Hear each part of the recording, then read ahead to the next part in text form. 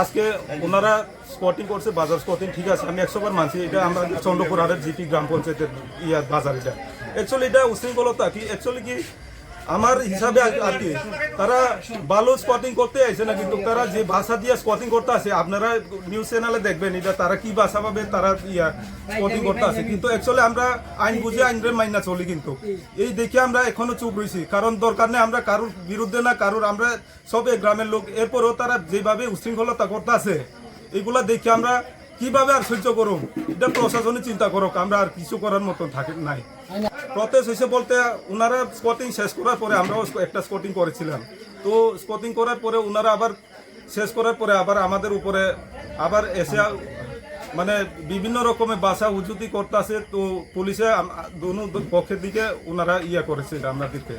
পিপড়ামথা দলের বা লালমথাও বলতে পারে।